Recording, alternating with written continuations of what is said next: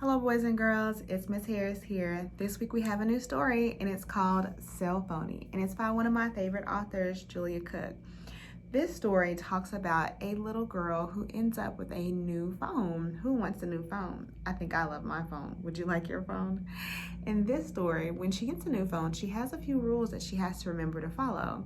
So as we read the story, I want you to follow along and think, do I follow that rule if I have a phone? Or if I don't have a phone just yet, when I do get a phone, will I be able to follow these rules?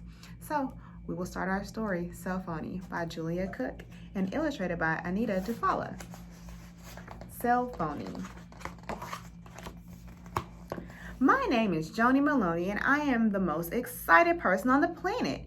After years and years and months and months and days, I am finally getting my very own brand new cell phone. Well, it isn't exactly brand new. My mom got an upgrade and a new phone, so she's giving me her old one. Finally, I'll be able to text all of my friends whenever I want to. I'll be able to download my music and listen to it whenever I want to. I'll be able to call and talk to people whenever I want to. I'll be able to go online whenever I want to. Now my life will be perfect. Joni, my mom said, having your own cell phone is a big responsibility. It is also a privilege, not a right. Before I give you this phone, you have to attend my version of a cell phone safety course. So you will learn about the rules that go along with having your own cell phone. A safety course? Mom, it's a phone, not a weapon. Yes, but if a cell phone is used incorrectly, it can hurt people. And the last thing I want is for this phone to totally consume you and take over your life. Mom, it's just a cell phone. Yes, but it won't be your cell phone unless you attend the course. Sign the contract and follow the rules. Now sit down and let's get started. Rule number 1, never let your phone take over your life. Remember, your name is Joni. If your voice only comes through cell phones, then you'll become a cell phony. Rule number 2, never text or talk on your phone while you're driving, your feet, your bike, and especially your car. Bad things can happen that can hurt you and others, and we like you the way that you are. No text or talk can be more important than keeping my Joni safe. Your phone is not your oxygen source. There's always a right time and place.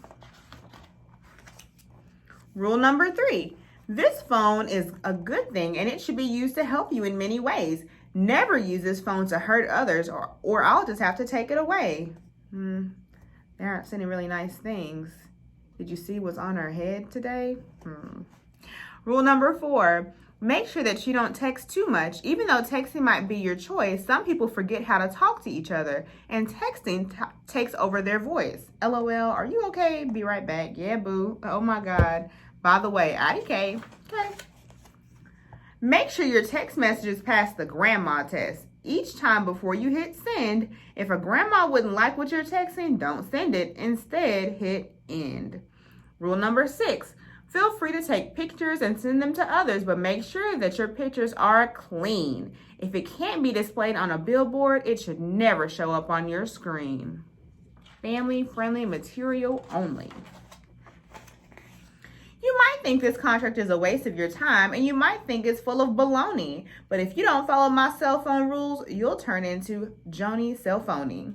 I rolled my eyes at my mom, signed the contract, grabbed my new phone, and headed to my room. At last, my perfect life will now begin. I programmed in all of my friends' numbers and email addresses, sent our text to everyone I could think of, and downloaded the coolest ringtone I could find. Then I plugged in my phone and went to sleep.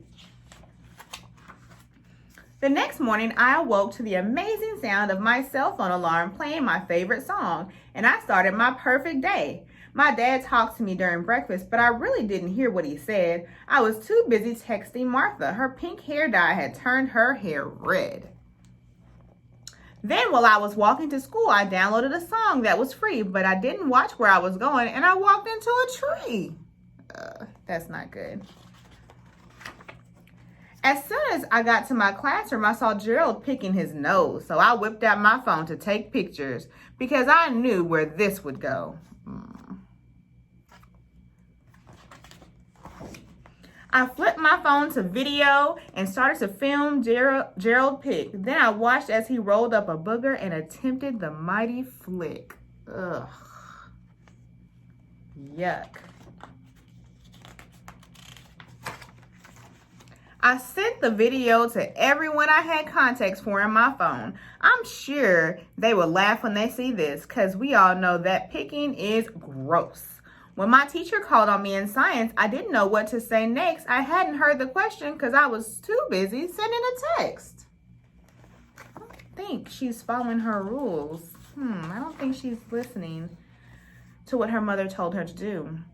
It's hard not to check on an email, especially when you know who it's from. Who cares about math and English? My cell phone is so much fun. One cool girl at SBB.com. Are you planning to go to the dance Friday? See you, LOL. At lunch, when I tried to order, my words turned to numbers instead. A cheeseburger, fries, and a salad came out. 7296 cents. I'll have a 7296 cents. I don't think she's going to get lunch with those numbers. At the end of the day, when I had to walk home, I could barely move my feet. I was trapped inside of my cell phone and I couldn't even tweet. When my mom saw my face, she started to cry and she dropped the macaroni. Oh no, she said with tears in her eyes. My daughter's become a cell phony. Suddenly, I heard my favorite song in the background, the song I had chosen for my cell phone alarm. It was all a dream that felt like a nightmare, that is. Wow, I guess cell phones really are pretty powerful. I'm sure glad that didn't happen in real life.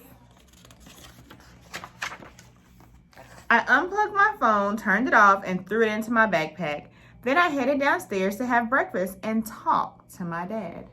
So there are rules that we need to follow when we're thinking about getting cell phones, but I also want you to think about some tips, some prevention tips that will help you to not become a cell phony.